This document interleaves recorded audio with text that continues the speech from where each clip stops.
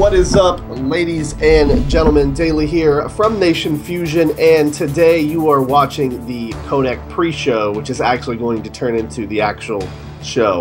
We're going to explain that to you in just a minute. Joined as always by Yong Yao. What's up, everybody? It's Yong here, and I am sleep deprived, so I'm going to keep it short. Yeah, so unexpected things happened from the people you were supposed to interview, and we'll talk all about that. But instead, we'll talk about gaming stuff, interesting stuff that happened lately, right. And you know, it'll be fun. So stick around. We're gonna talk to you for an hour about some stuff and some things. And as always, joined by Corrupt Ronan with no cam today for some technical issues going on. But other than that, how you doing today, Ronan? I am great. What's up, ladies and gentlemen? Welcome to another exciting episode of the Codec. I do apologize for not having any camera today. Like I mentioned earlier, there are some issues going on right now that have to get worked out before I get that taken care of again.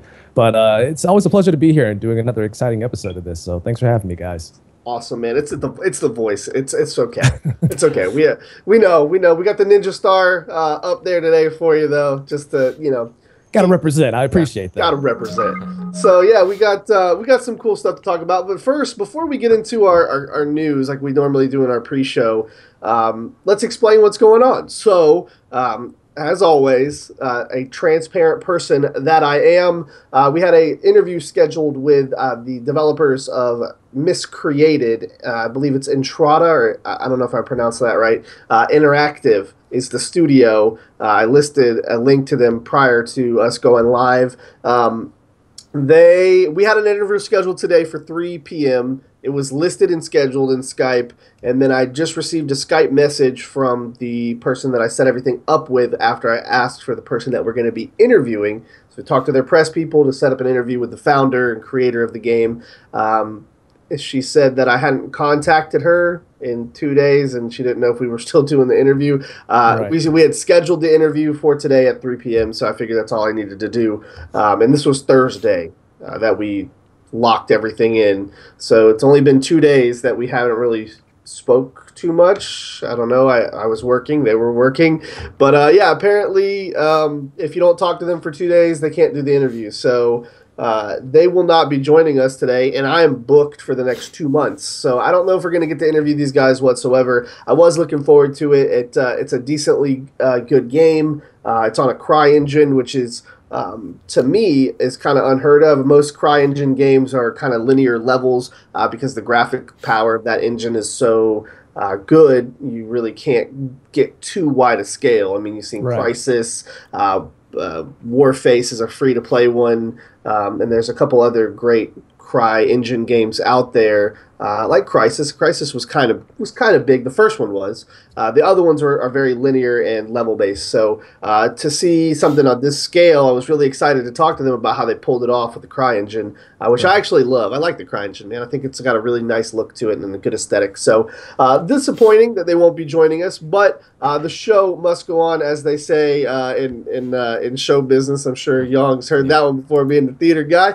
Show must go on. So yeah, that's basically the gist of everything with Miscreated. As I said, don't know if we're going to get them back, as we have Debbie Mae West, which I'm sure you guys are excited about, coming up this month. Absolutely. Yep. We've got Doug Cockle coming on next week, who is Geralt of Rivia from The Witcher, which, Young, have you finished The Witcher? I am almost done with 2. I haven't gotten to 3 yet. So Okay. Yeah. So you're gonna play.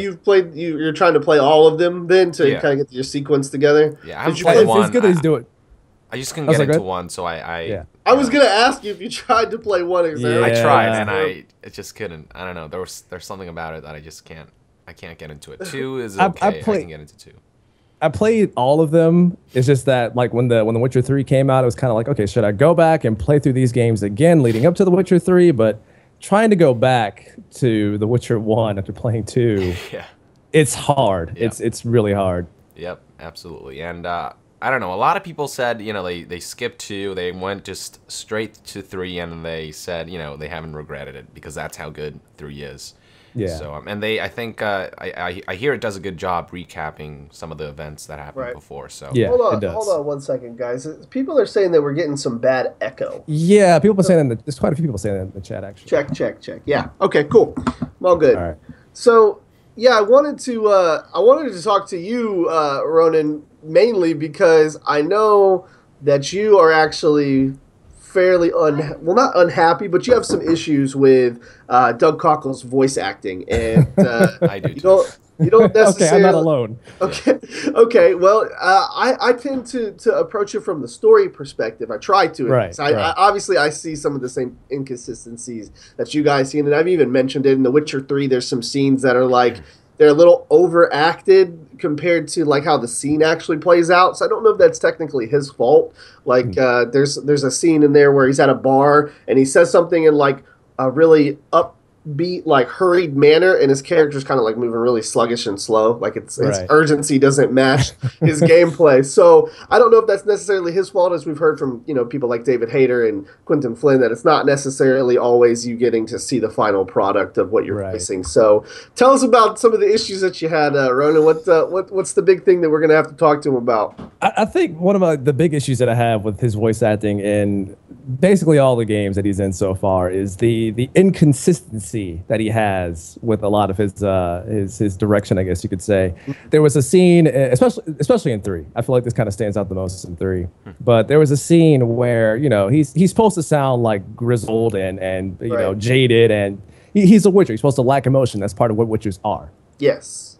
So it's kind of strange how he goes from sounding like this gravelly character to a scene in the 3rd game where you're talking to these kids at an orphanage, and suddenly his voice does a complete 180 and he sounds like a normal person. Really? I haven't gotten that part yet. And that one specific part in the game, his voice just randomly changes. And I don't know if he's doing that for the kids per se to make it sound like he's a nice person to them.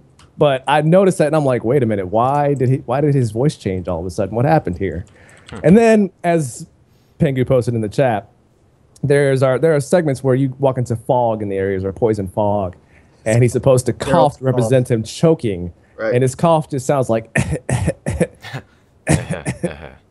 yeah. I'm just like, all right, well, that's you nailed it. You nailed it. That's fantastic. So yeah, there's a lot of inconsistencies that I find, and granted, like I'm not a voice actor, so I'm no expert in that regard, but I will point out issues that I have. No, I think you should. That's that's part of being a gamer, is we need to improve the products that are being put out to us. So Young, are your issues on the same line? Did you see him in Witcher 2 so far? I haven't gotten to. I don't know. For me, it's more to do with blandness. I just he just sounds boring when I listen to how he speaks. And I get that part of being a Witcher is that he isn't supposed to show emotions, and there are times he does that, and there are times when he's inconsistent and shows emotions in this weird way. But it's just. I think it's the writing. I think it could be the writing that. I don't know. I think the writing's fine, personally. Yeah, it's just. I don't know. It's just he's like, I'm happy, I'm sad, and now I'm angry. It's like I can't tell. Like, thing is, like the character says he, in a moment where maybe he seems frustrated, he delivers the line in the same manner that he would if he was happy or whatever. Right. And I don't think that I get lacking emotion is one thing, but once you get to that emotional state, you have to deliver the line that way. And The Witcher, I mean, he doesn't show a lot of emotion, but there are once or twice, a few moments when he gets a little frustrated, a little this, a little that. Right. And that just doesn't come through. That never made sense to me, is because, like you said, they're supposed to not have emotion due to like the mutagen that or whatever that happens to them. So I don't. I feel like it's like a off and on thing, and it really should just be off all the time. There should be no emotion whatsoever, regardless of the situation. But that's why I asked if you thought it was the writing, because I feel like sometimes the writing is making him come off as emotional. Yeah, I don't think it's the writing. I just think he's a little too monotone. Like you can lack emotion without being monotone and without sounding boring. That's my take on it. But Okay, yeah, I don't that know. makes sense. So Yeah. really, what he should do is he should take after the Mass Effect Elcor and just kind of announce happy. You know, they say the emotion. Satisfied. Yeah, Yeah, satisfied, yeah. satisfied response. Thank you. Horny. We'll bang, yeah. okay. Yeah, right. I can imagine it. Gerald, we'll bang, okay. Yeah. that'd be Yeah, great. so I think obviously he's improved from game to game, but I also have noticed if you check out his IMDb page, it's not as extensive as some of the other voice actors Right. that we've talked to. So I think it's going to be cool to talk to somebody who's not necessarily as famous or well, doved into the voice acting realm as some of the other voice actors that we've talked to. So he's kind of like the guy from Assassin's Creed 3. You know what I mean? A great performance. A lot of Connor. Yeah. yeah, a lot of people love that game, but that voice actor was just not known. Nobody knew who he was, and he's playing, a character in a major AAA franchise. I could- And I think he's got the same kind of issue here. I could be wrong about this, but I think a big part of that might be because CD Projekt is technically like an indie Right. studio, isn't it? I mean, Yeah. they're self-published, I believe, or something Right. along Yeah. those lines. Well, a couple of their games have been published by big name publishers, but for the most part, they tend to do it themselves. Right, Right. exactly. And so I think maybe they wanted to save a little money, not hire someone who was big profile, and they went for, Siege. Which I can appreciate. I appreciate them keeping the same voice actor from game to game, and them not pulling a Konami on us, and getting Troy Baker to voice Witcher. So I'm curious to see how he feels about it. I'm sure he seemed like a really humble guy when I talked to him on email. So I'm sure he's aware of some of the issues with his performance, and I'm like we talked to.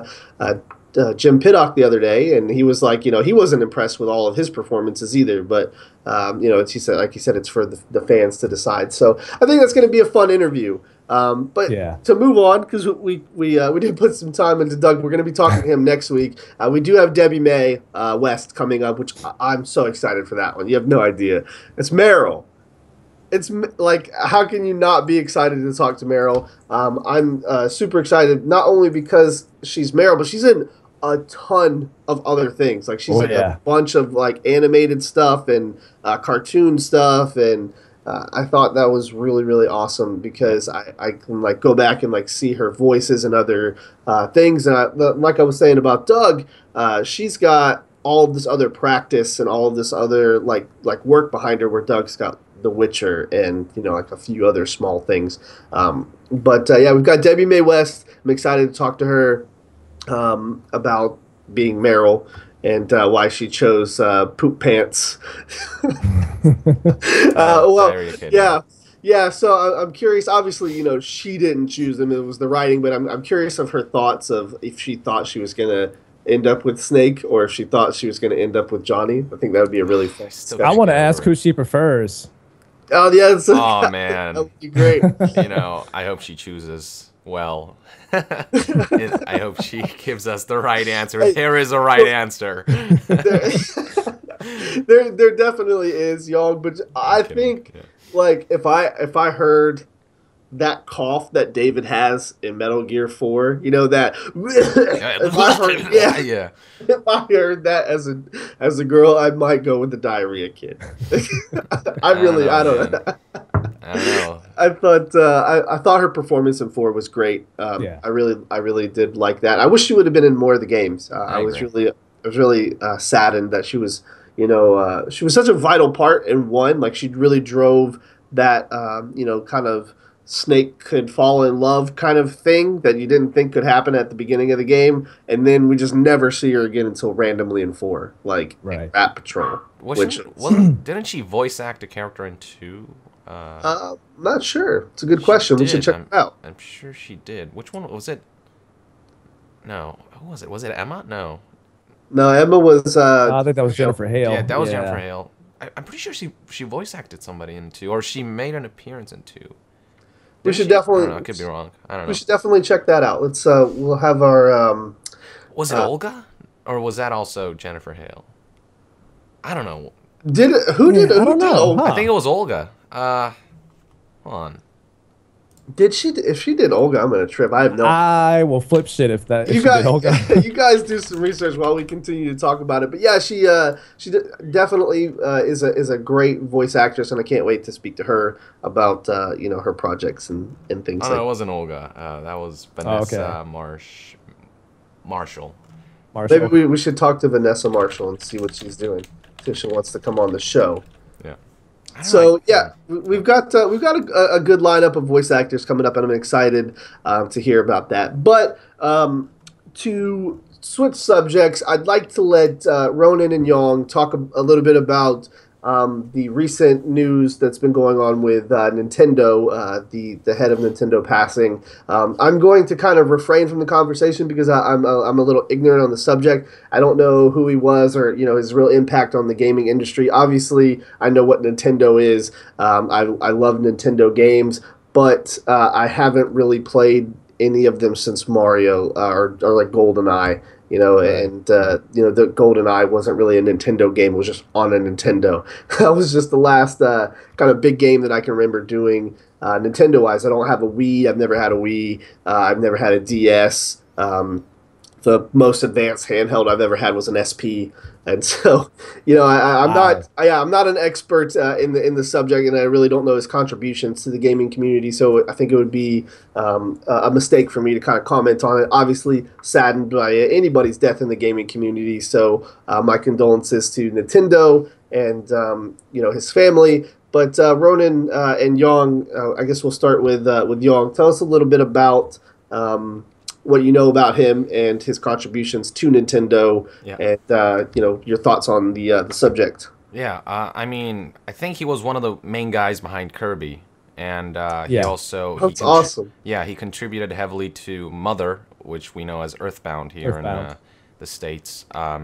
And basically, he was this amazing programmer. That's how he started out. He was a programmer for Nintendo, and he was known to pull magic. I mean, the guys, when they struggled with a game, he would single-handedly fix it. And there would be times when a game would be, would be too big to fit in Right. a cassette or whatever, and he would go in and he would compress the thing.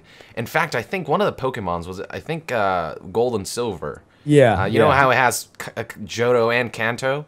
Right. The reason for that is because Iwata managed to compress Johto enough so they could fit Kanto. I think Wow. almost Yeah. single-handedly, or I Yeah. think it was single-handedly. Yeah, he it was. compressed Kanto or Johto so they could fit Kanto in there, stuff like Wow. that. So Yeah. his contributions as a programmer was just amazing. Just some of the stuff he did for Nintendo was mind-blowing.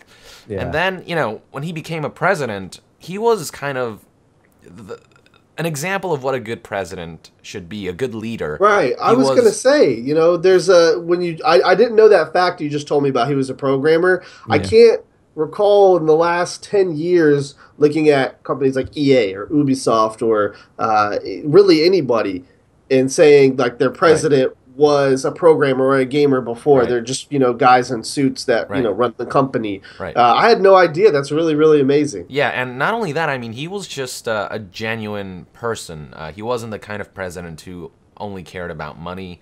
He really Right. had this philosophy about games, and that's all he worked for.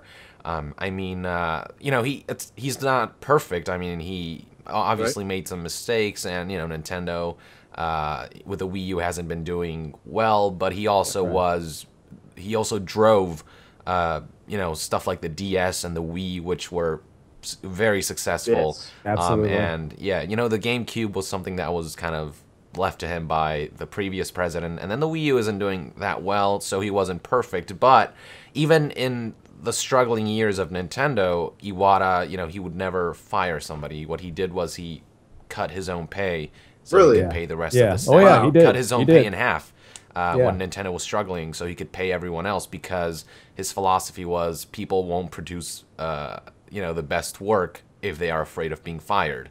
Exactly. And so, yeah, Iwata and a bunch of the higher executives cut their pay in half for the employees so they could pick themselves back up and have a better fiscal year next time or whatever.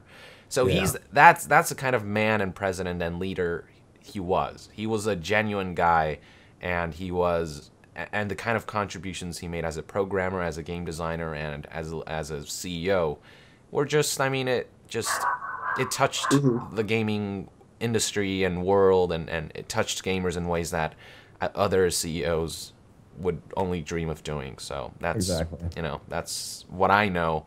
And so I was really just devastated when I heard it. It was so sudden, out of nowhere. Right. It was. He's 55. I mean, he's so young, and fucking cancer, it strikes in the least expected moments. But he was so genuine, and just a true leader, and what CEOs should strive to be, in my opinion. Awesome. Well, thank you for that information, Yong. And Ronan, I know you love you some Nintendo games, man, so I'm sure you're feeling it as well. And I know you, compared to me, dive into that the depths of the gaming industry a little more than I do. Yeah. So I'm sure you've got some good intel, man. So tell us your thoughts about everything going on. Yeah, absolutely. Like when I found out about this, the news came out, I want to say last Sunday. It happened like an hour before I started my podcast. So that was some news to talk about that day. But he was a very influential figure in the industry. He, like Yong said, he was known as he was a programmer. He started off as a programmer at Nintendo. Right. He programmed Earthbound, and there was a time on the GameCube where the GameCube version of Smash Brothers wasn't going to ship on time, and he single-handedly, not only did he program the game himself, he also whipped the programmers into shape to make sure that the game shipped on time. That's awesome. So he knew his shit, basically. Yeah. And it amazes me for the fact that he was able to keep Nintendo afloat regardless of their financial issues that were going on once he became CEO. Yeah. I mean, there was a while back where the news came out that he did have health complications, and they didn't really specify what those were, but they made it known that he wouldn't be a part of the big events that were happening in the game industry. Like, for example, he wasn't at E3 this year. And part of me wants to believe that a lot of that had to do with the stress of what was going on with Nintendo lately. I'm sure a lot of that didn't help financially, and especially considering the stuff that came out with investors saying, well, you guys should be doing this and putting your IPs out everywhere. And regardless of what they said, he stuck with his idea of making sure that their games are unique, regardless of how you feel about them, and that their platform is unique, regardless of how you feel about them. And he was always the forefront of making sure that Nintendo always paved the way for innovation. Yeah. And without that, I feel like the industry would be a different place right about now, considering how much the competition is trying to, in some forms, emulate Nintendo's success with the Wii and the 3DS and the DS, for example. Yeah. And without that, I feel like the gaming industry as a whole wouldn't be the same anymore. And I definitely appreciate what he contributed to not only for Nintendo to keep them going, but to the gaming industry as a whole. Yeah, and I mean, it saddens me personally that maybe Iwata passed thinking or having some doubts in his mind because of the way he left, like Nintendo, which is not currently in its best state. They are even like working on a new console right now because the Wii U just isn't doing that well. And I don't know, it saddens me that Iwata maybe thought, that he did a bad job or what have you. I mean, and that's true. And that'd be a sad way to go. Yeah, and that I think he deserves so much credit.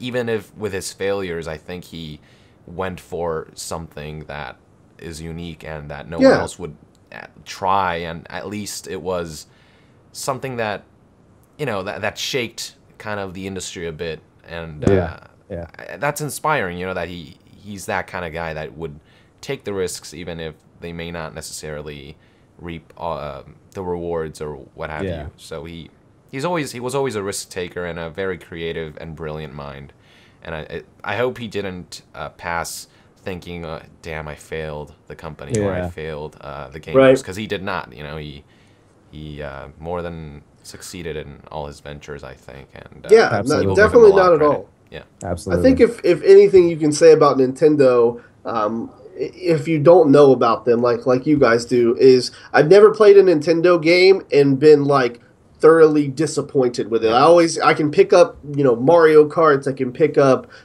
any type of the Kirby games. We just actually was just at an after party for a convention last night, and they had Smash Brothers tournament there. They had old school Nintendo hooked up playing the old school Kirby. They had Mario Kart, they had Star Fox, they had all sorts of stuff there in a bar setting, and I now it kind of makes sense that maybe they were doing that as a homage to him. Yeah. So I remember going to each game like, this game's fun, that game's fun. That game's fun. So, they might not be the biggest, like Metal Gear where it's got these crazy stories, but you can pick them up and play with friends. And I know if there's one thing that I remember about this man is he had that motto where games should be fun for everyone. Yep. And I think he really kind of nailed the nail on the head when he said that, because all of their games are you can pick up and play whether you thoroughly enjoy them or not. They're all fun to pick up and play. So the last kind of question I have for you guys on this topic is what happens to Nintendo now? Do they have another CEO that's stepped in now, or I think right now Miyamoto and Genyo something are temporarily running the company, but in terms of who is going to be the new CEO, that's still something that's still up in the air. It's up in the air still. Still behind the scenes, they're deciding.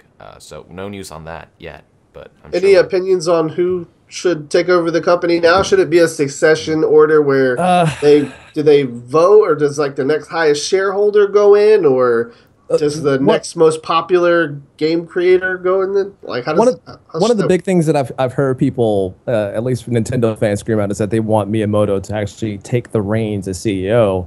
And personally, I have an issue with that, because I feel like Miyamoto is more of a game designer. Right. And not a CEO. I feel like he feels more comfortable designing games than running a business. Yep. So I don't think he'd be up to stepping up and taking that role permanently for Nintendo, and I don't think he should. Yeah, me neither. He's a creative mind, and Iwata, he has a grasp on business and a lot of the technical aspects of video games, whereas Miyamoto, he's more of the idea man.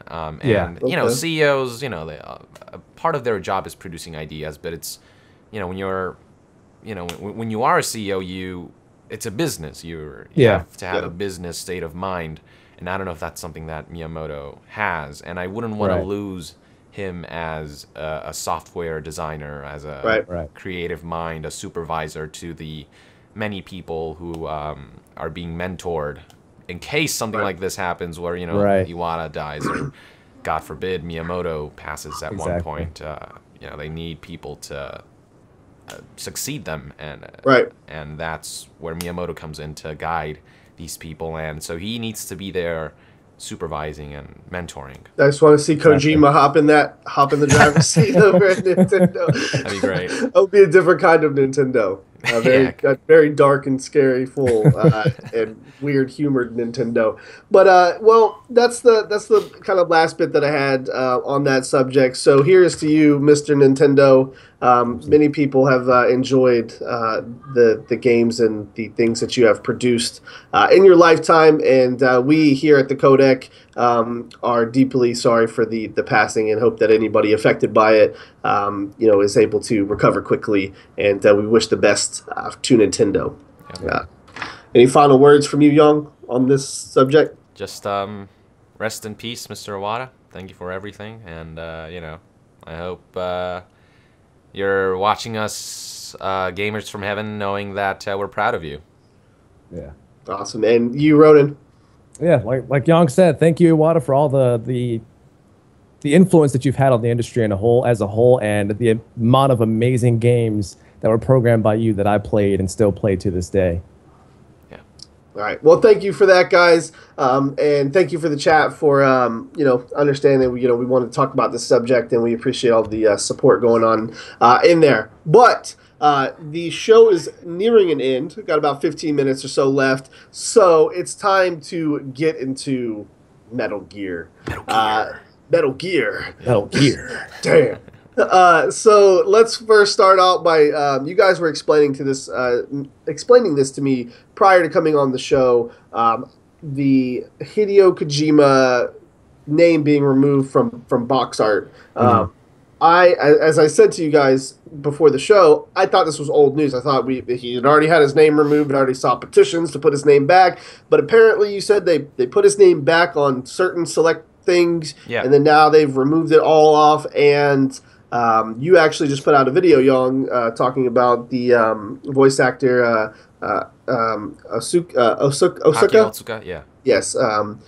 Saying that the Kojima Productions has been officially disbanded, which we all pretty much knew was coming anyways, but he's officially confirming it now via Twitter. So let's start off by talking to you, Ronan. We'll start with you this time. What's your opinion on this, man? Is it a big deal for them to remove the name off the box again, since they've already had it off? And might I say that I'm all for supporting Kojima. I love his work, but I will say that there's no other game developer in the history of games, at least major games, that has their name on the title of the box. So to me, that particular issue isn't really a big thing for me. Like, obviously, we know it's a Hideo Kojima game. Exactly. I understand the point that some people are making where, it's his game and he was there before. They shouldn't just take it off and, to be spiteful. But my thing is his name being on the box doesn't make it any less or more appealing to me as a Metal Gear fan. I know it's his work. I know he worked on the game. Therefore, it's fine. And my counter example to that, Ronan, was Portable Ops. I don't think anybody pitched a fit with Portable Ops. I don't think Portable Ops said it was a Kojima game, right? It wasn't, though. That's the thing. Yeah, that's the thing. It wasn't. Well, he worked on it still. Not heavily, though. Yeah, he might have been kind of supervising in some sense, but I don't think he was heavily involved in the development of that game. Right, but in his words, the game is considered canon to an extent. So to me, I'm like, if he is okay with certain titles not having his name on them, why should everybody be so upset? So let me hear your opinions on it there, Ronan. I don't know. I kind of agree with what you're saying, where it doesn't really affect me because I know regardless that he worked on the game. I just think that it might be an issue for me, I feel like it's an issue of respect. Me too. Okay. Yeah. Keeping it's his last Metal Gear game. Yes. The least you could do is, keep his name on the product to say, hey, look, this guy made this game. This was his last ditch effort here at Konami. We'll respect that by letting him keep his name on the game at least. Or at least I can agree with that. I honestly don't think it's going to influence that a whole lot. I do like the Japanese voice actor coming out and saying that the studio has been disbanded. I almost feel like I'm sure it's probably not doesn't have anything to do with this, but I almost feel like it would almost be a sense of him getting the memo a little too late. Like, oh wait, the studio's shutting down, guys. Did you know that? You didn't know that, did you? Did you guys know that the studio's shutting down? But no, I imagine that it's probably starting to go into effect now because the game is getting so close to release. It's less than 2 months away now. I think that for me, I'd prefer them to keep it on there just to signify that this is his last masterpiece. And with Konami, regardless of what he's going to do after this or where he goes after this, if he retires, props to him, I guess. If he doesn't continues in the industry, props to him still. But I feel like I would prefer to have his name on the cover to say that this is his last big game at Konami. And I would hope that they would respect that in some sense. Okay. But considering the bad blood between Konami and him at the moment, I probably don't see them bringing that back. Yeah, it seems weird, like a weird back and forth type thing.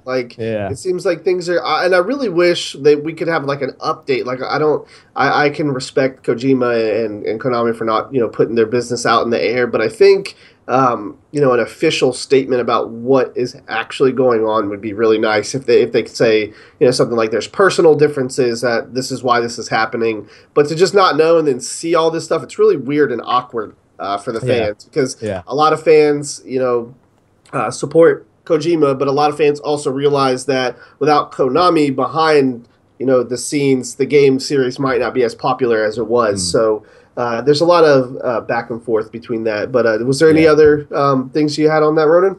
No, that's all I got. At least those are my thoughts on it. Anyways. Young, my question for you is the same, but I've got a little kind of sub thing that I want to ask you. So on those same subjects, you actually played the Phantom Pain, so you know that his name is all over the game. You said it's before every mission. He has like a credit.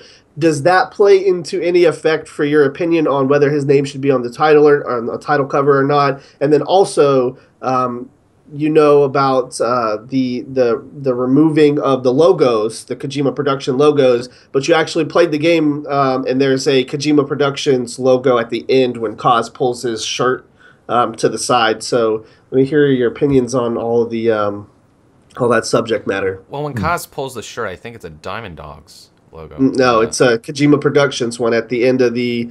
Is it the 40-minute gameplay trailer? Ronan, you've seen it because I talked to you about it. I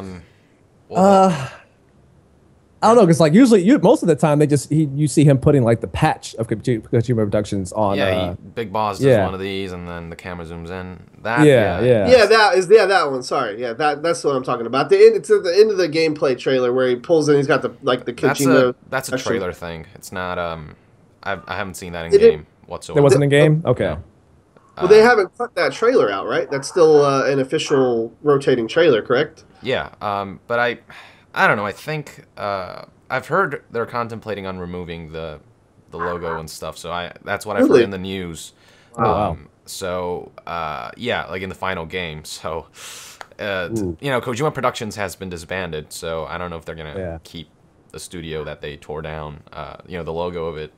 So yeah, I mean, I honestly couldn't tell you about the Kojima Productions logo thing. Right. But rumor has it that they're thinking of taking it down. In terms of the name, I think, like with Ronan said, I think it's a matter of respect and integrity. Yeah. And I think you said that Kojima or other games don't do what Kojima do, which is to include their name in the box. And I think the reason Kojima does it is because he's such a movie nut. And in movies, they have a Steven Spielberg movie, a James you put the Cameron director. movie. Yeah. Right. And that's, what I think Kojima's going for. He wants to make it seem like this cinematic experience, and, it's all in the little details. So he includes his name in there, and also, he's the writer, producer, director, you name it. Right. And I think, like you said, it's not a big deal, so why not have the name in there? That's you said it's not a big deal, so why is it exactly like why should people be concerned if the name's removed? I say, why shouldn't you just leave it there? Exactly. I think if it wasn't there from the beginning, it would be okay, right? In my book, but like I said, I'm on the same page as you guys. I don't disagree. I'm just saying, to me, I wasn't as upset, but. It makes sense. If it wasn't there prior, sure, fine, whatever. It's not there. We get it. He's in the game. He made the game. But when you put his name on the cover and then remove it and then put it back and then take it off again, it definitely it breeds animosity in the fans. Right. Of the game. I feel like if anything, they should probably keep it on there. It might actually help increase sales of the game when it comes out. Yeah. But like you said, it's not a big deal in terms of, oh my god, people won't know it's a Kojima game now. Holy shit, what are we gonna do, guys? It's definitely not that. People know it's a Kojima game, but people are as big of fans of Metal Gear as they are of Kojima himself, and they feel as fans disrespected because of the disrespect being shown to Kojima by removing his name and all these other things that just seem very petty, just unnecessary, Yeah. So, and I gotta say on that subject, Young, and I'd like your opinion on this, is with the approach that they're taking to Metal Gear Solid: The Phantom Pain. They said they want to expand the audience. You know what I mean? They want to they want to bring in new people. Yeah. This is not the kind of behavior that I would expect from a company that's trying to get new faces in here. I think if anybody is new to Metal Gear, they at least know about it, and they at least know Kojima's name. So I'm sure it's awkward for fans, even that are just coming into the series, to have to deal with this kind of stuff. And I say deal with it because honestly, we do have to deal with it because it's public. You know what I mean? Yeah. It's you're changing official art, you're changing covers. Yeah. I'm sure the changes will affect like the physical copies of the game and that kind of stuff as far as what's on the box. So people are seeing this. You go into GameStop one week, you see it looking like this. You go into GameStop the next week, you see it looking like that. It's I think it's a definitely an ugly thing to have going on, and do you think that will have an effect on incoming fans? I think people who aren't fans of Metal Gear won't care. It's just a name on a box. Like, for them, why would they? They probably don't know too much about Kojima if they're new to the series. Like they've heard the name, but I don't think they'll care if his name's in the box or not. They would just play the game and say, "Oh, cool, this is good," or "Oh, this isn't as good as I thought it would be." Whatever the game ends up being. Although I'm sure it'll be amazing. So in terms of new people, I think they won't really care as much. Although if they are gamers, I'm sure they've heard about the controversy between Kojima and Konami, and they will know that Konami is they're being a little petty about this. I'm sure they'll have their opinion about this. But in terms of the game itself, if they're really newcomers, then the name is really, they won't really care. They won't think it's a big deal. But I think it's mostly for Metal Gear fans who respect Kojima so much, to have this petty stuff happen to him, removing his name. I think that's the biggest thing, honestly. Newcomers, I think they'll be fine with it. So my next question before we get into the last bit is it's really going to test where you're at in the field. So I hope you guys are ready for this one. Okay. So when we talked to David Hayter, he said that now that Kojima is gone, he may come back if Konami asks him to. But then we've had other people such as I'm going to butcher his name again, Guy Chi. Say that shut up, Ronan. Damn it. We've had guys like him say that it's Konami's fault. And then we have people like Quentin Flynn who agree with David where they think it's maybe more Kojima's issue. So my question to you guys is, who do you think is really at fault here? Is it blame on both parties? Is Kojima maybe pretentious in some aspects because he's had so much success and so much fame with these games? I mean, we see him always looking stylish and sly, so I say he gives off that kind of pretentious vibe. Granted, I don't know the guy. I think I love his work, but I don't know him personally. But it seems like some voice actors have issues with him in particular, and I think some people blame it on Konami, for mistreating their voice actors and things like that. And then when you have both of those kind of clashing together now Konami and Kojima are clashing rather than Konami and a voice actor or Kojima and a voice actor, who's really at fault? Do you guys think that Kojima did something and, Konami has reacted because of that? Or do you guys think Konami pushed Kojima to do something he didn't want to do and he disagrees? So I'm curious on what you guys think, and Johan, we'll start with you. Well, first of all, I haven't heard any voice actor criticizing Kojima. I don't know who. Yeah, I haven't. David Hayter and Quentin Flynn both said it was Kojima's choice to not have them back in the games, and we had Jim Piddock say Konami can go fuck themselves. That's where we had David Hayter saying Kojima can go fuck himself. So I don't know really, like I said, who's at fault. I get these mixed I personally am not getting the vibe that the voice actors hate Kojima. I mean, I wouldn't say voice actors. There's a couple that we've like I said, Quentin Flynn agreed with David that now that Kojima's gone, he might be able to come back. So I'm assuming that maybe his experience with Kojima wasn't pristine either. But I didn't get that vibe at all. Well, that's why I want your opinions. Tell me what do you think about it, man? Yeah, I think honestly, all the negative stuff I've heard is from Konami. Right. And them not being clear about what happened. I mean, if they told us, Kojima, there were some conflicts with this and that, which is why he forced our hand and we had to do this. Right. If they would clarify, maybe we would be a little more, a little more open-minded about this. But the fact is, they're not saying shit, and they're doing really petty stuff like removing his name from box arts, and it looks like they're being 5-year-olds who just, you know, are pissy about something. Right.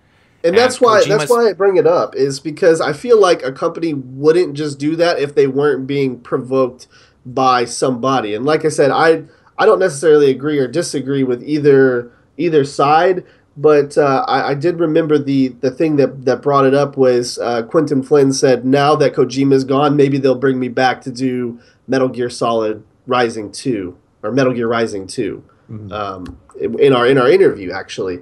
So, like I said, I don't necessarily agree or disagree. I'm just curious on what you think. So, you think it's really just Konami being, you know, babies about, you know, whatever the situation internally is? Well, the thing is, we don't know.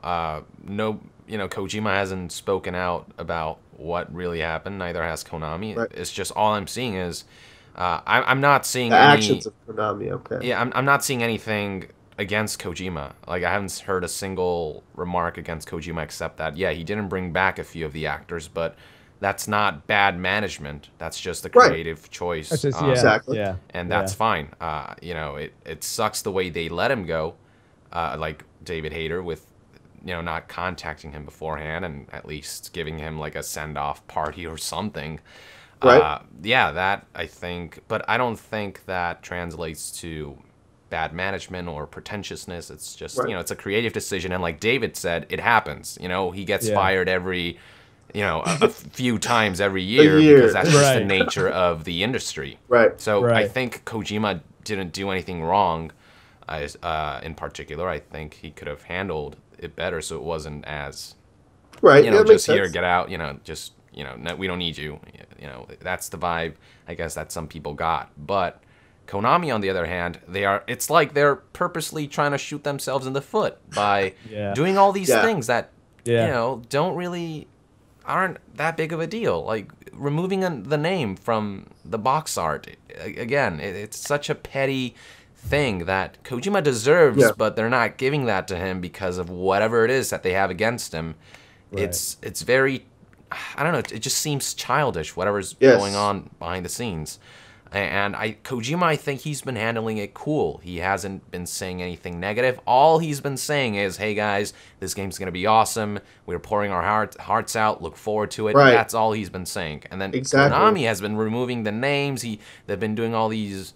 Don't talk about him in interviews. Being incredibly immature about it, to be honest. Honestly, that's the vibe I get. But again, if they were clearer about what the hell's happening, maybe we would have a different perspective and a different idea, and we would have different opinions. But as it stands, I mean, Konami, like, what are you doing? Bad guy. Exactly. I think the fuel on the fire for your point is if they just removed his name from the box art and stuff like that. Like I said, I think for me personally, that would be fine. But when you remove Kojima Productions, the people who've made the game all the way up until now, and then you just ban them at the end and then give them no credit for their work, that to me is the biggest insult to anything. I think if anything, the gamer should focus on that aspect. If you are going to focus on it all, because I made a Facebook post in the Metal Gear group who were talking about this, and I was like, I've got my own opinions on this and that, but I don't want this issue to not sell one game to a fan.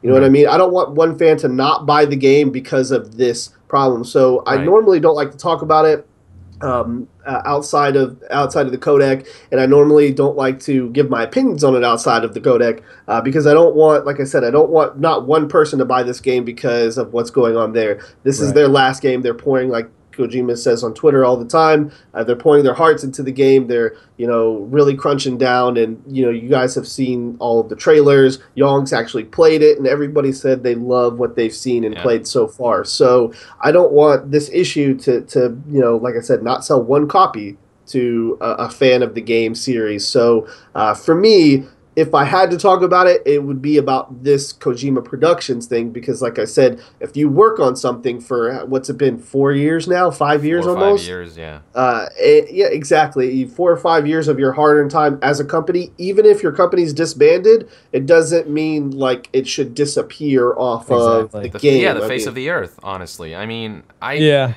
I mean, fine. You want to disband Kojima Productions, fine. But at least let them be until the game's done and give him the credit. And then, fine, let him go, whatever. Business stuff happens, fine. Exactly. But if you're going to just exclude their name from the box art, from the game itself, from everything, that is a personal insult. Again, it's about respect and integrity. And you're not giving these people the credit they deserve. And I mean, they're a studio. It's not just Kojima. They're an entire studio, and they removed not just Kojima's name, but also the Kojima Productions logo from the box art. And that's a low blow. Like, why? That is. What's the point of doing that? It really won't make a difference in terms of sales. If anything, it might have a bit of a negative influence than if you just left things alone and let them disband later after the game launches in peace. Why do this now in the middle of development when things are ramping up, when fans are getting excited? Why? It's got to be petty, personal, something. That's some kind of vendetta going on, honestly. Yeah. For me, I don't feel like... Not only do I agree with the fact that it's kind of a petty thing and that Konami's being incredibly immature about this. I do want to trail a lot of these issues back to perhaps some things going on between Kojima and Konami that we didn't know about up until now. I feel like there's a point in time where I feel like it may have been a publisher business management decision that Kojima probably didn't agree with during the development of this game that might have led to some bad blood between them two. Because coming out recently, we found out that they intend to add, some form of microtransaction. Yeah. And, for me, if I were in Kojima's shoes, considering all my previous games didn't have anything like that in it before, I would kind of take issue with that in some sense. And I'm not saying that this is the case. I'm saying that it might have, there could have been something of that ilk that happened at the time. And if he didn't agree with that, they probably said, okay, fine, then we're just going to, cut your funding, cut your studio. You're going to be gone once the game is done. So, I mean, there's always a chance that something like that could have had something to do with it. But either way it goes, them disbanding an entire studio, not just him, but all these people are going to be losing their jobs over this after this game comes out. And that's incredibly unfortunate looking at it as a whole. And I imagine at some point in the future, when the game does release, we might get a couple of people that were on the inside at Konami or at Kojima Productions that were working on the game that may come up and speak out about what happened anonymously. I hope so. Because that usually, I mean, for the most part, that's a common practice that happens when big controversial issues like this happen with the game. Right. It's usually after the game releases that one of the people that were on the development team decides to speak up about what happened on the inside. And sadly enough, it's been a lot of those issues that have come up have been with Konami. Yeah. Looking at one of their previous games they released, I want to say last year, it was Castlevania Lords of Shadow 2. That game was terrible. God, man. It was absolutely awful. But when the game released, a few people that worked on it came up and spoke out about what happened and why it was so bad. They talked about, terrible work environments, bad pay. There was a whole bunch of issues that were going on inside that not only dealt with Konami, but with the studio that was working on the game at the same time. So I feel like we might end up seeing something similar to this when the game is finally released, probably weeks or months down the road after that. Yeah, I mean, all I'm saying is if you're going to fire all these people, at least give them the credit. That's the least they deserve, to be recognized for their work. And to remove the logos and to strip them from that, I mean, it's petty, it's a low blow, and it's just there's no reason for that kind of thing. It doesn't do anything for you. It doesn't give you any advantages. No, it doesn't. So just stop. I mean, just give them their fucking, give them what they deserve. Jesus. Yeah. Yeah, exactly. Yeah. So the last thing I have on this particular subject is there any chance on Earth that this is not real? That it's do you think that there's any, because it still coincides with what Kojima's trying to deliver in the game, and as you already stated, Young, he hasn't said anything about it, which seems a little weird to me. I figured he would say at least something like had a good run at Konami, or some issues going on at Konami, please be patient, or something. Okay. Something to his normal Twitter updates. He updates us a lot on Twitter, like Yep. what's going on in the editing room, doing this. Right. Looking at editing this piece of gameplay trailer or Look whatever. what I had So- for lunch today. Exactly. Exactly. I took a picture with Jeff Keighley at Yeah, right. Godzilla. So we haven't seen anything about the current events going on. So is there any chance, even at the slightest, that this is fake? The last hope, the only hope that I had was the whole April 1st thing. The contract thing where they changed up the management. It said, this was established on April 1st, and people are like, oh, then it's an April Fool's joke, obviously, guys. Okay, we're cool. April 1st happened. Nothing. It's still the same. And a lot of people then found out that April 1st, I think it's the fiscal date. Right. That's when what's it called? The fiscal year, that's when it ends. Right. April 1st, Yeah. and that's when. So that's what that is. And it has nothing to do with April 1st. I've had a lot of people theorize about Right. that. Yeah. This is real, guys. I mean, nobody is gonna shoot themselves in the foot like this in the middle of a major game development unless it's really a big deal, unless there's really something going on in the background. There is absolutely no chance that this is fake. Maybe they will reconcile. Maybe. I don't know. Maybe they will.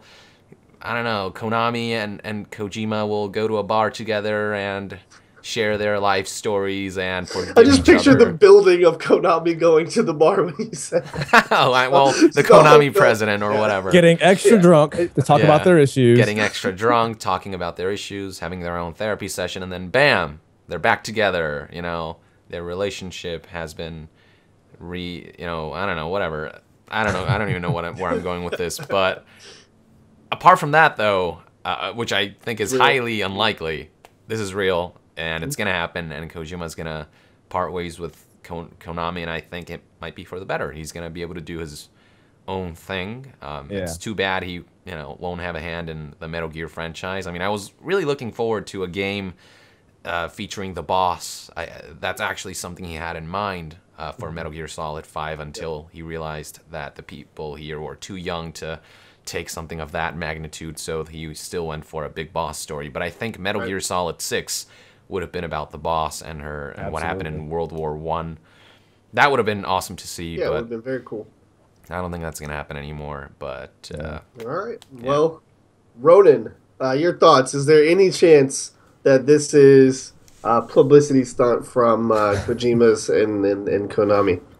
Any chance? In all honesty, I feel like this whole thing is legit, like real. I feel like that it's been going on far too long for this to actually be considered some kind of publicity stunt, and I feel like it would be working against Konami and too harshly for them to be like, oh, we were just fucking with you guys. We were just kidding. He's still working on Metal Gear. Like, don't worry about it. I feel like if they were to do that, not only would it increase the bad press they have, but Metal Gear fans would be pissed. They're already pissed off about them as it is for getting rid of Kojima to begin with, but to play this kind of joke on them, which is you consider to be cruel in some sense. Would you be as pissed as having to play as Raiden in Metal Gear Solid 2?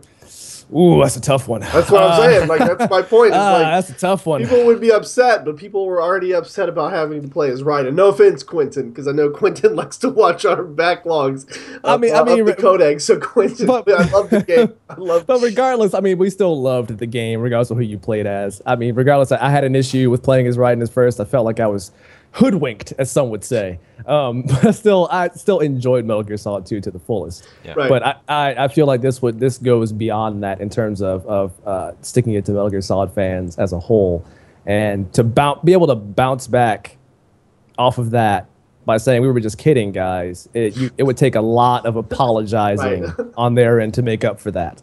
Yeah. So yeah, I don't feel like this is a publicity stunt. I feel like this is legit, and we'll probably see more of that as time goes on, especially when the game releases and the actual final steps have been put into place for them to actually, hit the road and take on new ventures. Right. I think a lot of people are yeah. overestimating the whole Phantom Pain publicity stunt. It was really pretty obvious. I mean, honestly, the guy looked like Snake. The Metal Gear Solid 5 words fit perfectly in the Phantom Pain slots. They made that pretty obvious. This is not obvious at all. Nobody knows what the fuck is happening. And that's, there's so much you can do with a publicity stunt. People, really, look at what Kojima's done. He really isn't as crazy as people making Exactly. making out. This He this really goes isn't. too far above and beyond for It's that. really the fans that do this. I mean, with we had the head transplant surgeon Yeah. come up. We've had Gray Fox theories. We've had Godzilla theories. We've had all and it's sorts great. of I love crazy it, but things. honestly, he's really not that crazy. Yeah, No. he pulled a crazy ending at with MGS2, and he did the Phantom Pain thing. Those two things are pretty much the craziest stuff he did, Yeah. and Right. I think sometimes people way overestimate the capacity to which he can, set things up way beforehand and to make this conspiracy thing happen. He's really not that. He's really not that delved into conspiracy as you might. He's think. crazy, but he's not that crazy. Right. All right. Well, that pretty much wraps up the show. I got one more quick question for you guys, and we're gonna end on the high note. So, Metal Gear Solid 5: The Phantom Pain comes out in about 40-ish days. I'm getting really close. Starting with you, Ronan. What is the first thing you are doing when you play the game? Are you rushing through the story? Are you playing it slow, building up your base? Are you recruiting everybody? What's your strategy for tackling it? And are you streaming it your first playthrough? Absolutely. And feel free to correct me on this if I'm wrong about this, Young. But from what I've heard is that in some cases you really can't necessarily rush through the story in this sense. From what I've heard, at least, I heard there were some issues where you kind of had to develop certain things at Mother Base to help tackle certain missions later on. So if that is legit, then you will have to invest some time into research in Mother Base, regardless of how fast you want to blast through the story, which I'm totally okay with because I want to take in as much as this game as possible when it comes out. And I've already gotten a few people saying that they want to invade my Mother Base and Metal Gear Solid. So I'm kind of obligated at this point to definitely invest some time into building my own Mother Base. So that's a strong majority of where my time is going to go, especially when I stream it for sure. Okay. Well, speaking for your first playthrough, is that going to be your first playthrough? The expanding this and that, or will you try and tackle the story mostly up front?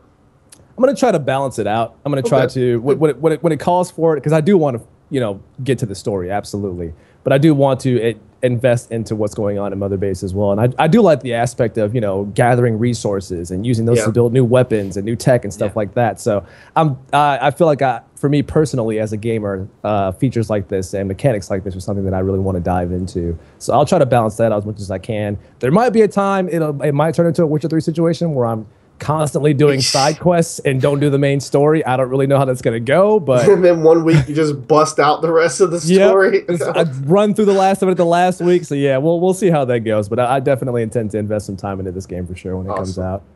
All right, well, Yong, what's your strategy for tackling the Phantom Pain? You've already played one mission, so you've pretty much got a taste for the gameplay. Are you going to go straight in and try to tackle the whole story really quickly, or are you going to do that and then go back and replay the game for the expansiveness? What's your plan for it? Oh, I'm taking my sweet ass time with that game. I am going to enjoy every sweet second of it. I'm going to do all the side ops as much as I can.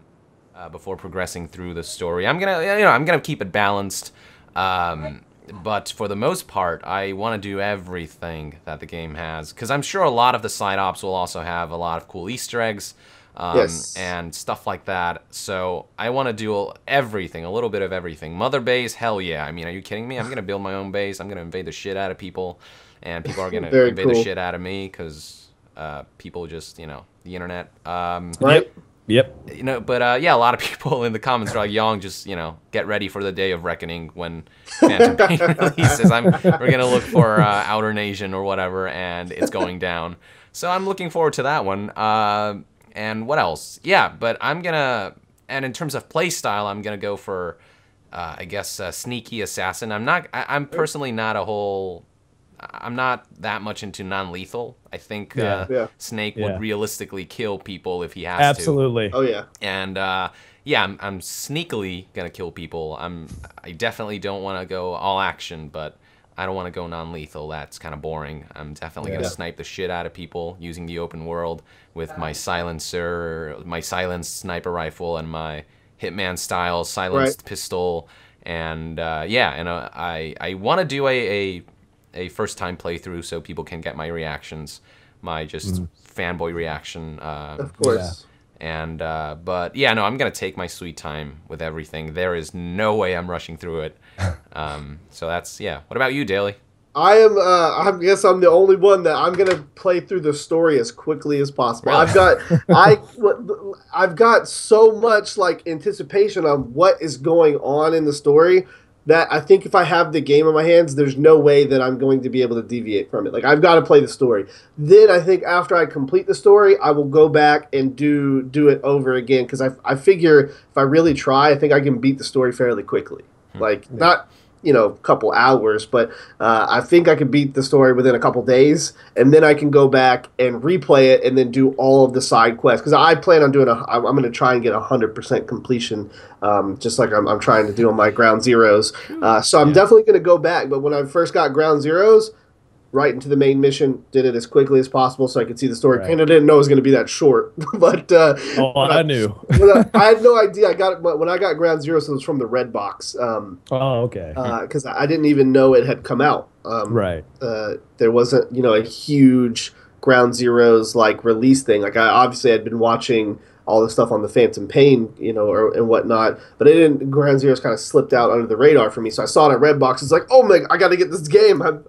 Everybody's probably playing this, so I got it. And like I said, I rushed in it. I did the story. I was like, oh, cool. The ending cutscene came, and I thought that was just like the intro cutscene to the game. Like, I figured, the Phantom Pain was that, and then I got my score. And then I watched the cutscene, and I was like, all right, cool. I'm ready for the next level. And I was like, wait, what? Okay. Oh, no, I got to wait 2 more years? Damn. So, yeah, I think I need to get in. I need to figure out what's going on in the story. And especially for me, I've got to do it quickly because y'all will have already been playing the game for 15 days.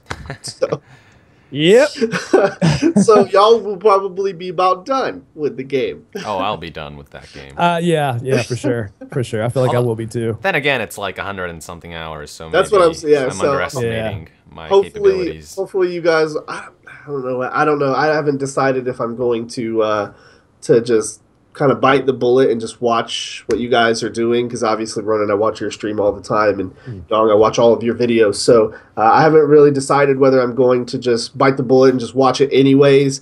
I'm still obviously going to get to play it myself when it comes out, and I'm excited about that. But I don't know if it's realistic to kind of assume that I'm going to be able to shut myself out from everything going on for 15 days. Because obviously we're going to have an episode of the Codec at some point, either right after or right before. I'll have to check the calendar. But you could always get a PS4 and, I mean, you could invest. Hey, you got plenty of time between now and then. I'll get a PS4 to get one game. Oh yeah. Why not? It's Metal Gear, man. Come on. It's Metal Gear. Let's go. Oh man. Yeah, I'd pay $400 if I could play Phantom Pain 15 days earlier.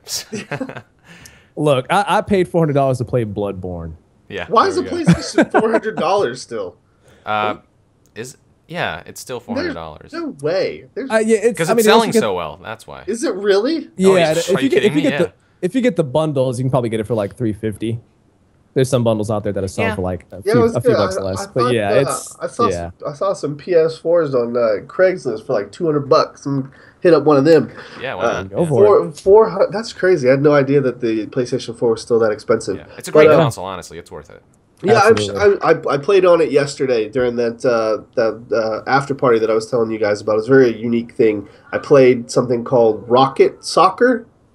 You've ever heard of that? Rocket League? Rocket League. Yeah, that game is making the rounds these days for sure. That's my favorite game. Gonna look into that.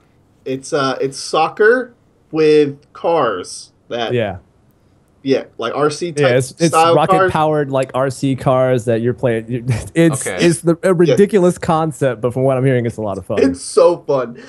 We had before we go, I had a friend with me, my cousin, and he's not a very big gamer, but he appreciates games and he likes games. I mean, he saw me playing it over in the corner. Like I said, this is a bar where you can get like drinks and stuff. So there was a bunch of people there. There was a DJ there playing old school like NES themed EDM music. And so we're sitting there and I'm playing the game, and he does this. You can shoot the car up like a jump, and then you can control the car in the air. So you jump the car up and then pushed forward in the rear of the car, hit the ball into the goal, and he just turned around and in his best Mexican soccer voice, he goes, "Goal! Golazo! So, Señores!" Twice as long as that.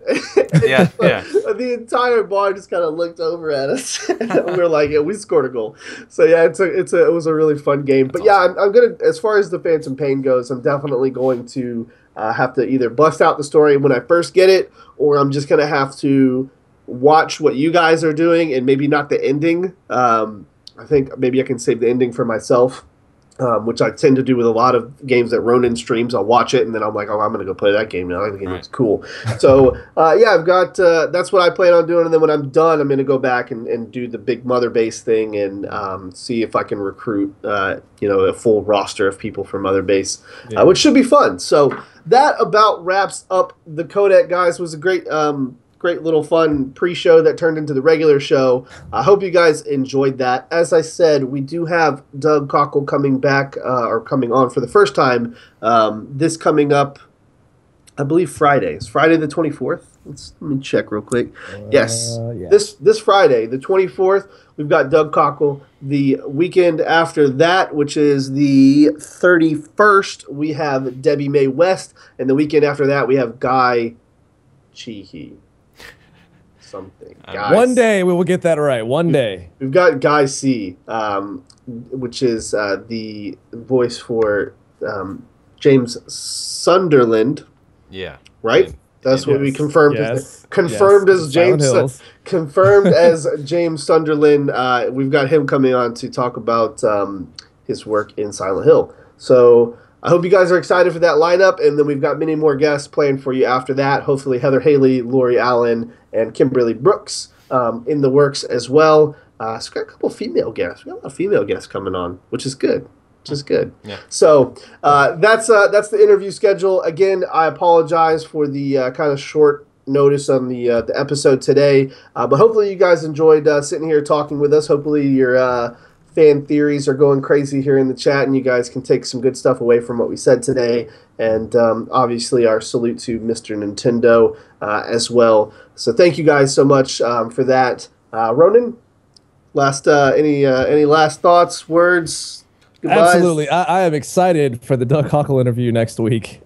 There's questions that I have to ask, and there's questions that I probably shouldn't ask that I'll probably ask anyways. Ask them anyways. But I'll probably ask true anyways. Codec style.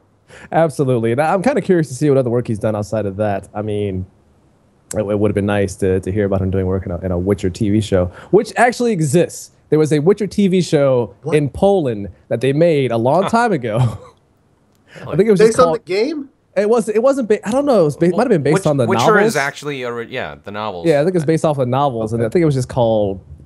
People keep saying it was called Geralt, just named after him apparently. Oh, huh. But it's actually on YouTube. All the episodes are all on YouTube, and they're translated into English. Is it good? But it's pretty bad. But okay, well. it's still worth the watch because of how There bad we it go. is. If you want to see that at least. All right. But Well, yeah, it's interesting. But yeah, Well, I'm excited for that. But as always, guys, thank you for tuning in. I know it was a short notice episode, like Bailey just said. I actually wasn't planning on to be on as long as I had, but we got talking about Metal Gear, and I'm like, I got to be in for this. So I will see you guys next week on another exciting episode with Doug Cockle. So thanks for watching, guys, and thanks for your support. You guys keep it classy, keep it sassy, and I'll see you next time. Thank you, Ronan. I picked these up for you in case you need to fire some shots. Absolutely. Bang, bang. We'll keep those handy for the next episode. I'm kidding. Obviously, we're going to ask the questions that we want, but it's it's always fun to joke. And guys, for me, as I said, again, apologize about the episode today. We can't control the the actions of developers and things like that. Hopefully, we can figure something out with them and we can bring them back on maybe towards the end of the year, because like I said, we're booked for the next 2 months or so we don't have a lot of space to bring them back on. And I was hoping to give you guys a game developer prior to all of these voice actor interviews. So just keep up updated on what we're doing. You got a new contact for us. It is at @the_codec on Twitter. If you want to check us out on there.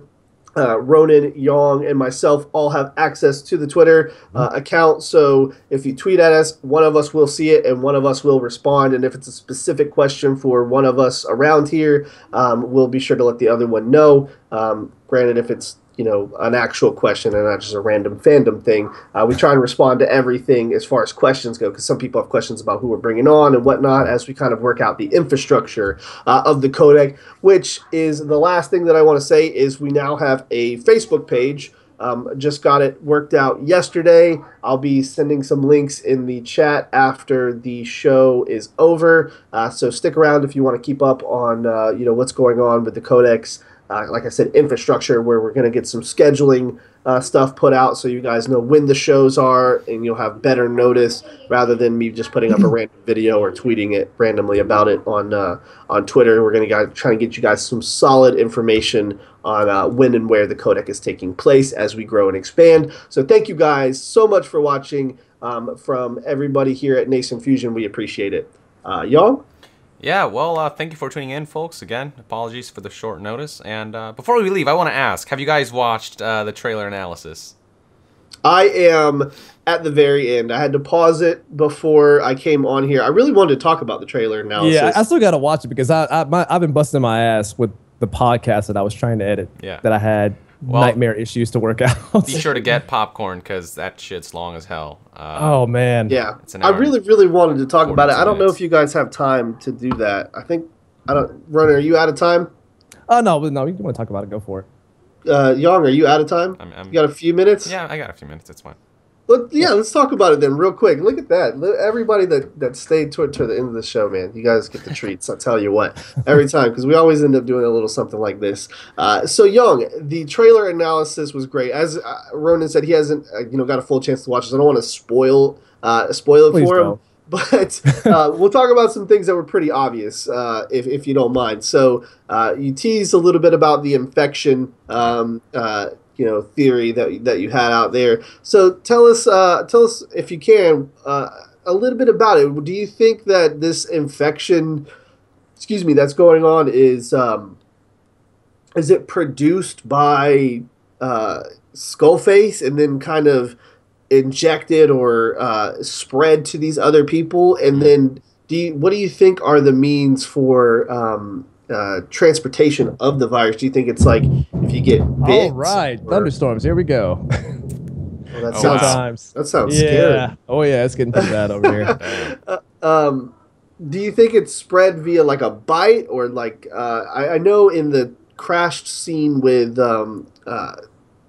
Quiet and Big Boss, there is they're almost like look like little spores or like some kind of gas like particles in the air. Yeah. Right. So what's your thoughts on how this thing is spread and who is spreading it? That is a good question in terms of how it spreads. I mean, I haven't seen anything in terms of bite marks or anything like that. I think it could be airborne, or maybe the skulls have the ability to spread this infection somehow. Maybe they have that power to, I don't know, spray people with infection juice or something. And Infection juice. I don't know. That's a good question, though. That I have no idea.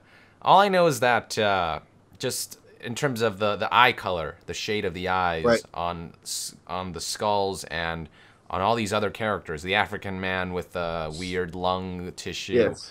We got Kaz, we got Code Talker. I mean, they look identical, the eyes. Yes. And there's no way that's a coincidence. And the trailer mentions microbials, symbiotic parasites, infestation. I will rid the world of infestation. In his eyes, the greatest symbiotic parasite isn't microbial, it's linguistic. So, I mean, it's almost as if Skullface is maybe using microbials to maybe get rid of what he believes to be the greatest parasite, linguistic. I think this infection has something to do with depriving people of language or something along those lines. Maybe that's why Quiet doesn't speak. Maybe she was deprived of her words, and she has the same mascara as the skulls. Yes. which is something that a lot of people didn't notice, and I noticed last minute, so I had to like change up the script. But if you look at the female skulls, you can see the mascara on them. Yes, so they are clearly related. Right, and I talked about that during one of our last things, our last sessions, right before you did the trailer analysis.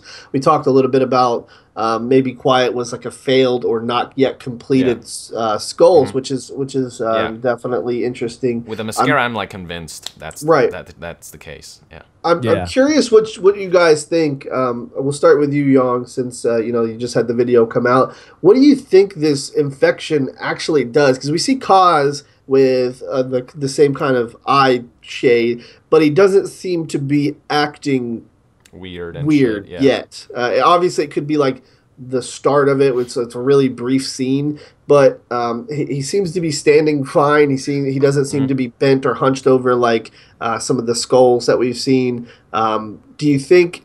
And then you have Code Talker, who obviously has the eyes as well, but is still able to communicate. Do you think this is a slow-moving process, or is it? You did hint at maybe it being almost like a mind control type thing, where it's maybe at certain points, whether you're infected or not, you'll lose control of your body. What do you think it will actually do to people who aren't skulls? I think it maybe has more to do with the mind, maybe, where it affects behavior and stuff like that. And again, things like linguistic, which is all up here, Right. I think it's more to do with the mind, and maybe that's why the skulls... I mean, honestly, the skulls, I haven't seen them open their mouths once. I think they can't talk. Right. I don't know, it's just... All I know is that there's an infection, but it's exact effects that's hard to say, because like you said, Kaz seems pretty normal, although maybe his behavior will be affected as the game goes along. Maybe we'll see him change a bit. Code Talker, I have no idea. We just know too little about him to make any conclusions. I've heard some people say something very interesting, like maybe Code Talker managed to... Like, maybe the reason people recruit him is because he found a way to, dilute the infection or something. And maybe he's going to be recruited so that he can help fight the infection or something like that. Because he's old and he seems wise. And so, I don't know. There's many possibilities. But to be honest, the exact details of the infection, even the infection itself, that's a pretty broad theory. I'm not saying that's 100%. It's just something that and a lot of people seem to notice and think. All I know is that Kaz isn't blind, and it's so there's got to be some other reason for the eyes, and it's got to be an infection because of the skulls and how it looks like their eyes. Right, because there's still a whole story behind Master Miller and Solid Snake. Right, exactly. So he's not going to die from an infection or become a zombie. That's not going to happen for sure. Right, but. So, Ronan, what's your thoughts, man? What do you think? Do you have any opinion on what this virus might be or what it might do? And then, do you have an opinion on how you think it's spread? Honestly, I'm not too sure. Like, I'm still, caught up in the whole thing about part of this whole thing taking place in Big Boss's mind, and part of me wants to say like, oh yeah, that there could be something that has to do with the infection. I don't really know, but I don't know. It's kind of it's a very broad thing for me, and I have a lot of questions about it that I want answered as well. So it's hard for me to form an opinion on it just yet. I have to see more about that. I still have to watch Young's video as well, which I will do most likely after this episode of the Codec. Oh yeah, I want to watch it again. Like I'm at the very end where you're analyzing the short trailer, so there's only like 5 to 8 minutes left. So the next thing then I guess. We'll talk about real quick. We've got a few more minutes. Is you spoke about maybe Skullface becoming a figment of Big Boss's imagination, and I did a Codec After Hours show last week. I don't know if you guys heard about that, but I was getting ready to go to bed, and I just wasn't tired, so I got on and I started streaming, and I was like, what can I stream? So I invited all of the subscribers that came to watch the After Hours show onto the actual show. I talked to them via Skype, and some of them were talking about their own personal theories and stuff like that. And somebody had a similar theory where he thought, Skullface was just a alter ego to Big Boss. Mm-hmm.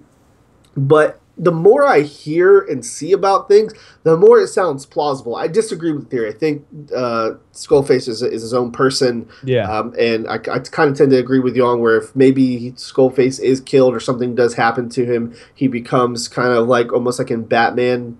Yeah, right. States. Oh, Arkham Knight. Yeah. Yeah, like a Yes. part of his psyche. Yeah. Yeah, Yeah. a part of his psyche. But to me, after watching Young's videos, there's a lot of stuff that Skullface has in common with Big Boss. Yep.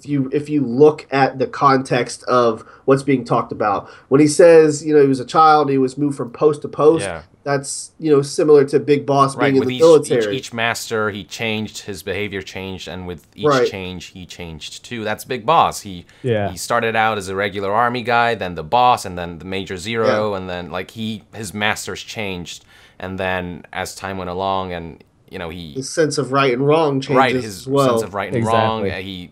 He felt betrayed by America, so he founded his own nation without borders, and he became his own country. Basically, he said, "Fuck everyone else." Which he never Right. would have done in Metal Gear 3. He was Right, exactly, all where he was gung ho patriotic. about America. Yeah. Exactly. So I see a lot of similarities there, and then I see a lot of the context that Young was talking about, which you'll see in his video, Ronan, where you see Big Boss and Skullface meet several times, and I assume them meeting several times, with them being in the back of the truck, him being held up by some big mechanical arm. Right. We've seen him on the Mother Base's platforms.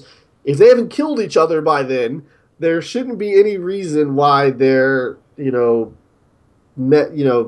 along, other than maybe they have a common goal, like Young states in this video. So I find it really, really compelling. Each time more details and more theories are kind of put out there that there could be something that doesn't meet the eye with Skullface, and it goes back to Kiefer Sutherland's first kind of interview where he goes, "There's a secret, and I almost spoiled it." So I feel like there definitely has to be something more than meets the eye when it comes to Skullface in particular. Yeah. And then again, after speaking with Jim Piddock during the last interview, where we hear that Major Zero doesn't have a huge on-screen role, it kind of leads me to believe that maybe Skullface is the bigger antagonist, whereas I assumed that Zero was going to be the main antagonist. So maybe they kind of split the workload 50-50 on it, because James Horan said he doesn't remember having that big a role either. Yeah. So it could be that they split it, down the middle as far as who the main bad guy is. But the more I hear about that theory, the crazier it makes me think. Which is why, like I said, when I get the game, I just want to run through it. I need to figure out what's going on. So, Young, since your trailer analysis video has come out, do you have any more additional thoughts or insider info on what you think's going on with Skullface? Yeah, I mean, I don't believe he never existed. I think he is it's not a Jekyll and Hyde thing where it's one person with two, I guess, personas. I think it's more of a physical alter ego thing. And yeah, I think like an anti-hero. Yeah, maybe like an anti-hero. And the thing is, Skullface is trying to kill Zero and Big Boss, and both of them are in some sense villains, you know what I'm saying? So maybe he's doing good by killing them both. I don't know. By trying to do that, maybe he's the good guy. It's complicated. Yeah. But and stuff like the Fox and XOF, logos, when you put them side by side, they are literally reflections of each other. It's Fox and Zoff. The Foxes are facing away from each other. And the color scheme is reversed as well. Yeah. Instead of black and yellow, or yellow Fox and black background, I think Zoff is yellow background and black Fox. Yes. Right. I mean that speaks for them being mirror images of each other, alter egos of each other. So I think that is pretty obvious in terms of what they're gonna do with it. Whether it's gonna be a thing where Big Boss kills Skullface and he becomes a mental alter ego at one point, like a part of his psyche, or whether they're going to form a companionship and Skullface actually never gets killed. That's up in the air, and I I'm really curious to see how that works out because it's weird. In that one scene, you got Skullface holding Big Boss upside down with a mechanical arm, and then on the other scene, they're taking a road trip. Like, exactly. What gives, Weird. guys? Yeah. Make up your minds. Like, kill each other, or have Going to go take down that Metal Gear together. Yeah, exactly. Just make up your mind. See, I don't know what's happening. Yeah, I don't think anybody really can wrap their head around it right now.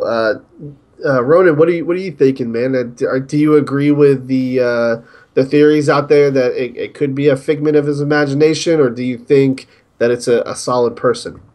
Honestly, I feel like Young is definitely on to something here for sure with the idea of perhaps, you either have a common goal and he decides to work with you there, or you end up killing him at some point and he ends up being stuck as Big Boss's, mental aspect of what's going on, the conflict between himself on the inside.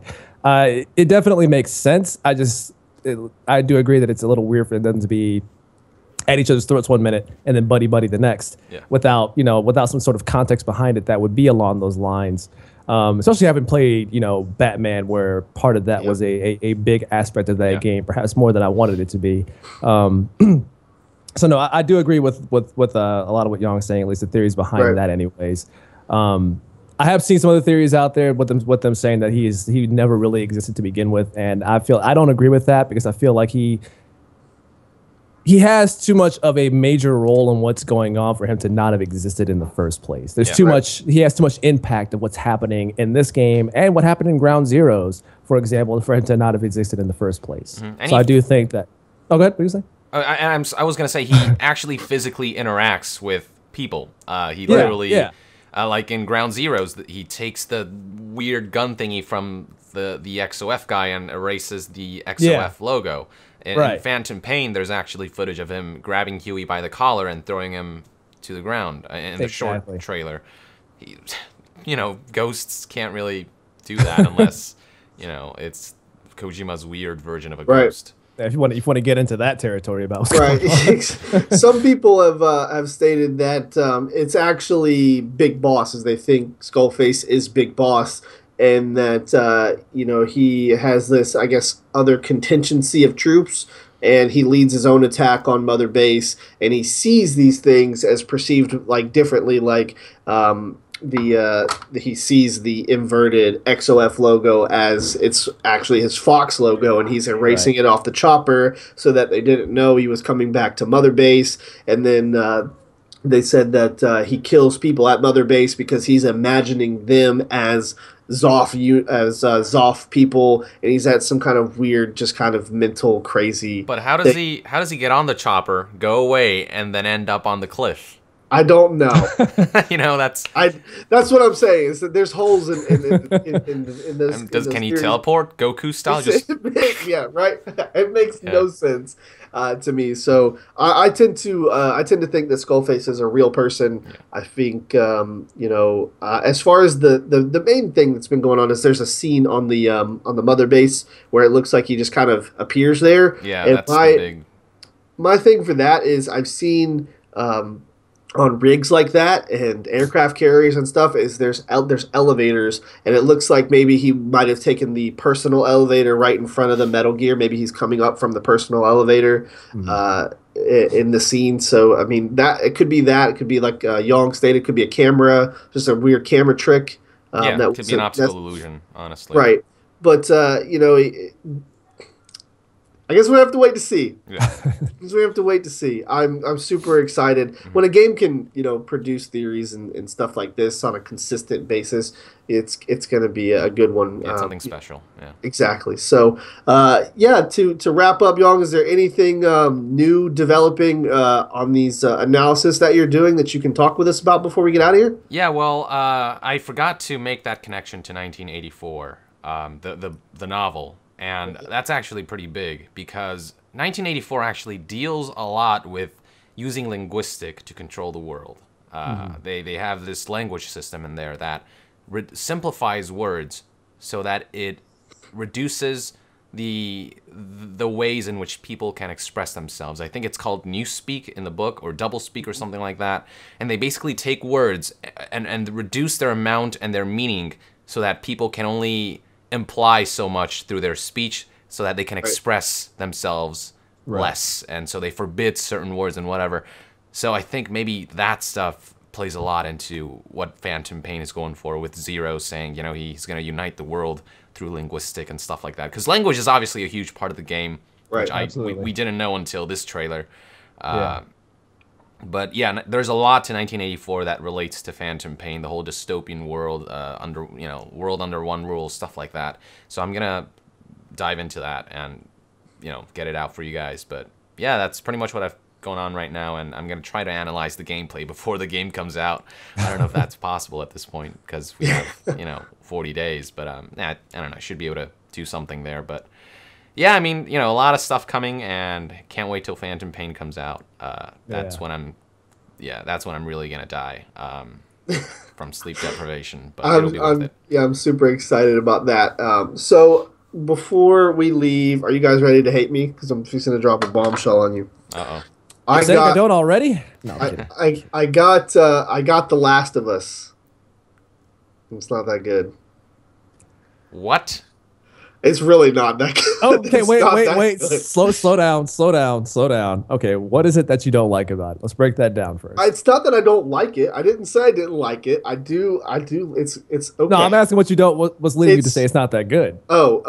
It's sneak past bad guy, sneak past zombie, kill bad guy, kill zombie. The story is okay. It's these. I've seen stories like that before. I love the performance by the little girl, Ellie, she is hilarious, and I literally don't stop laughing.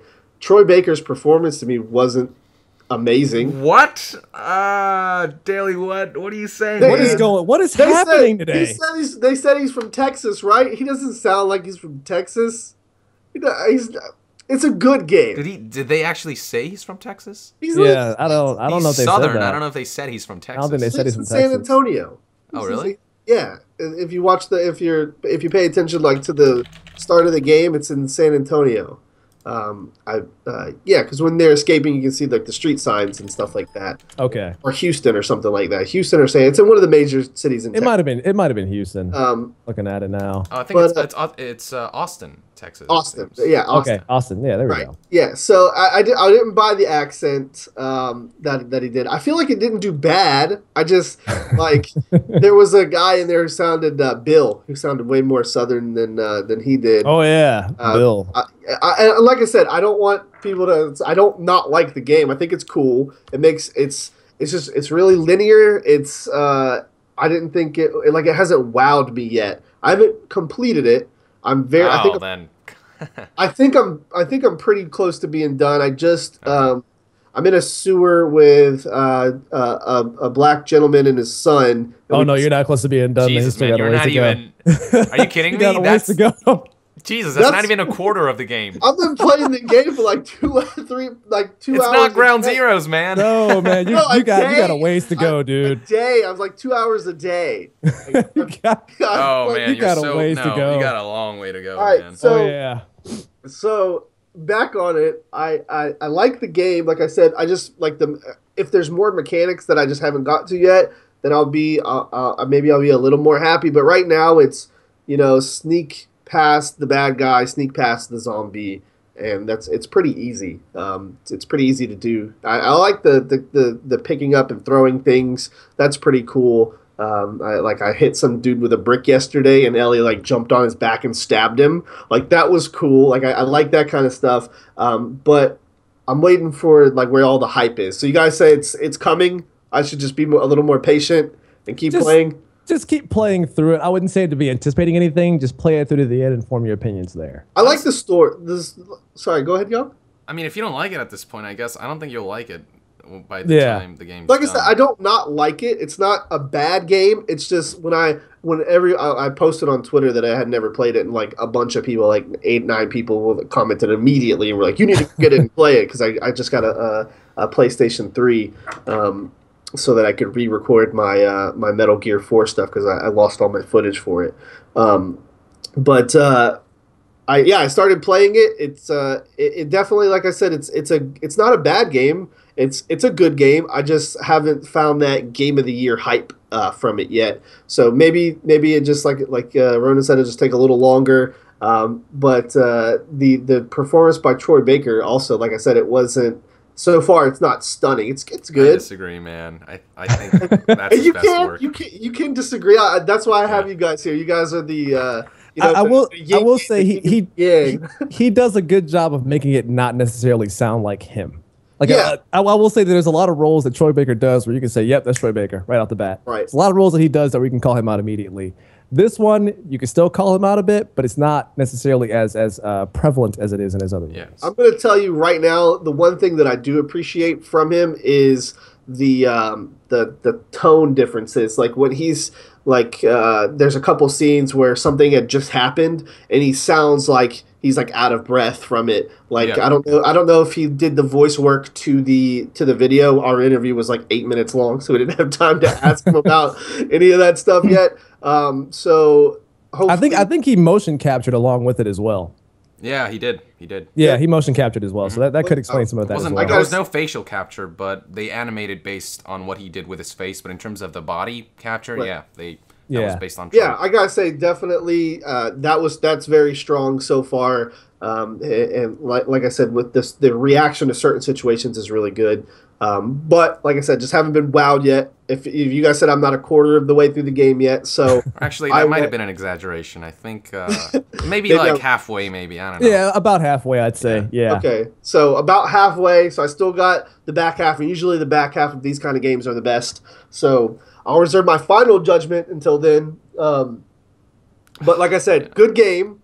Just hasn't. I haven't been like, damn, The Last of Us is Metal Gear good. I haven't got there yet. Right. It's under Mass Effect. It's under a few other games for me right now. So final judgment will come probably in the next episode of the Codec. I'll be done with it. So hopefully you guys will not hate me then. You guys can hate me for the rest of this week. Jeez, man. I know, that's a pretty big fucking bomb to drop. Ooh, yeah, it is. Just randomly, too. Right? Well, Young, you said something about Troy Baker's performance as Ocelot, so... Yeah, well,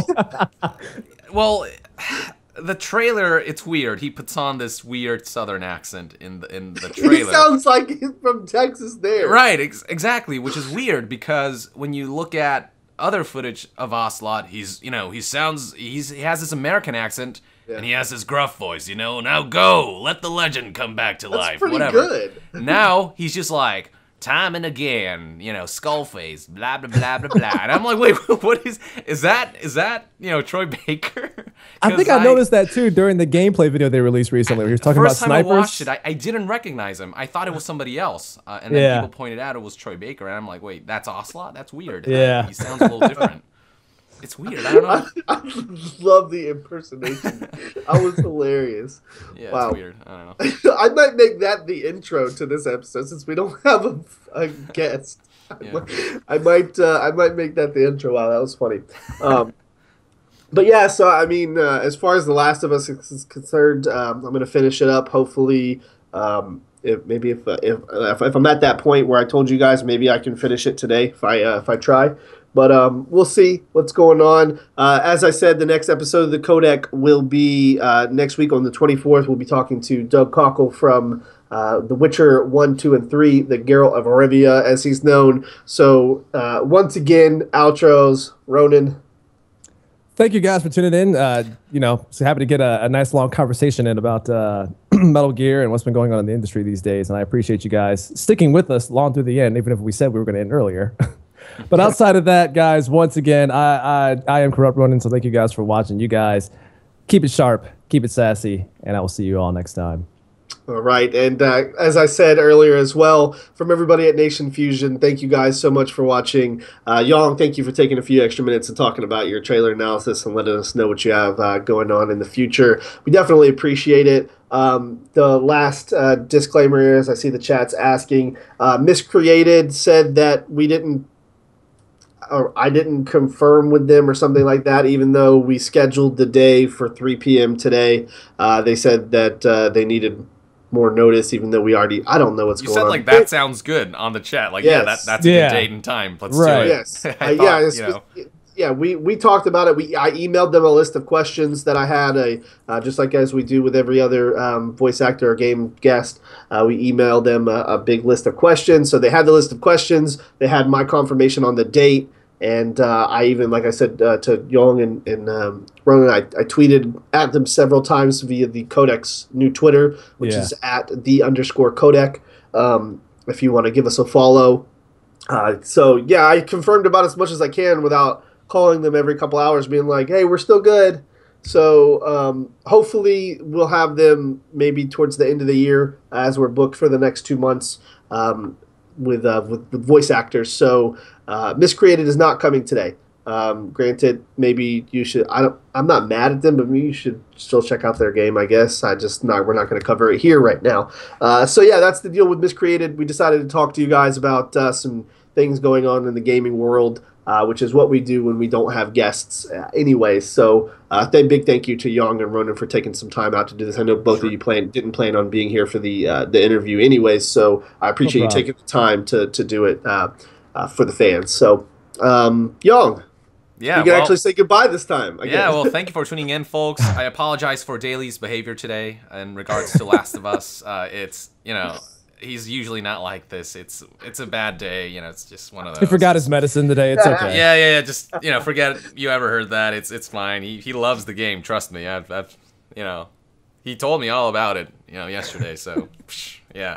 And with that, I would like to, end this Codec episode. Thanks for tuning in, and I'll see you guys next time. Young out.